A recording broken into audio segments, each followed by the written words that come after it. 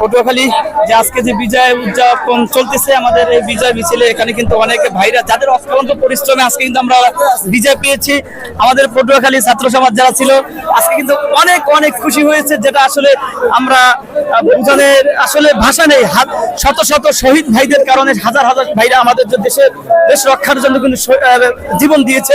আজকে আমরা আপনাদেরকে জানার চেষ্টা করবো যে ভাই, এই যে আজকে আমাদের স্বৈরাচার পতন হয়েছে, আসলে এই আজকে আপনাদের বিষয়টা কেমন লাগতেছে? আসসালামু আলাইকুম। আজকের আমাদের এই যে বিজয়, এটা পুরো বাঙালি জাতির বিজয়, প্রতিটি মানুষের বিজয়।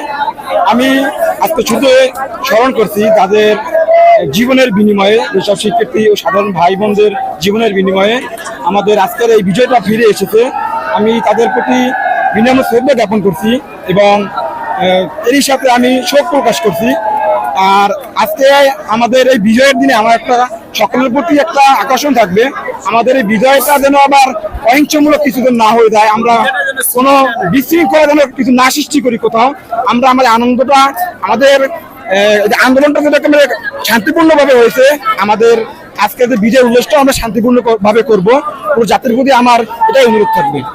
ধন্যবাদ আপনাকেও। দর্শক, আমরা যেমনটা দেখতে পাচ্ছি, আরো এক ভাইকে দেখতে পাচ্ছি, তার কাছ থেকে আমরা জানবো আজকে যে এই যে আজকে আমাদের দেশ স্বাধীন হয়েছে 53 বছর পরে স্বৈরাচার শাসকের থেকে আমরা আসলে মুক্তি হয়েছি, এই বিজয়টা আসলে ভাইয়ের কাছে কেমন লাগতেছে এবং যারা শহীদ হয়েছে তাদের জন্য তো আমরা অবশ্যই দোয়া করতেছি, তাদের মাধ্যমেই আজকে কিন্তু আমরা দেশকে স্বাধীন পেয়েছি। তো ভাই, এই বিষয়টা আপনার কাছে আজকে কেমন লাগতেছে? এই বিজয়টা জনগণের, এই বিজয়টা ছাত্রদের, ছাত্ররা যেভাবে মাঠে নেমে এসেছেন তাদের কাছে স্বৈরাচারের পতন হয়েছে।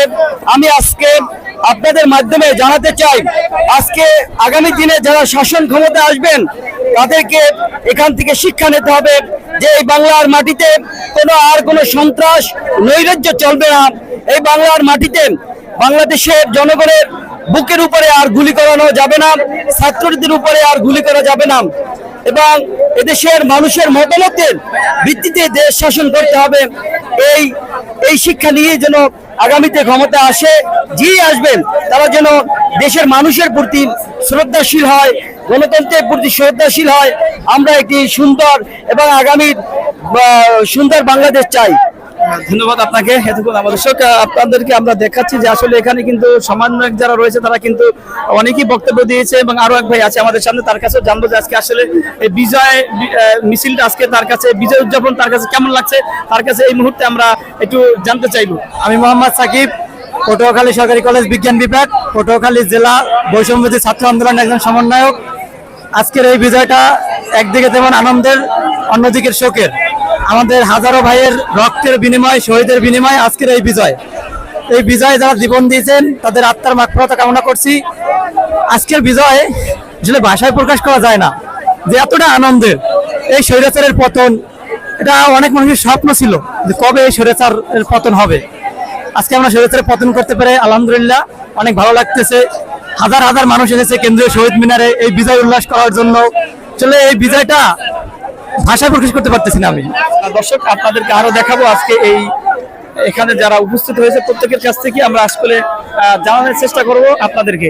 তো আপনারা সে পর্যন্ত আমাদের সাথেই থাকুন।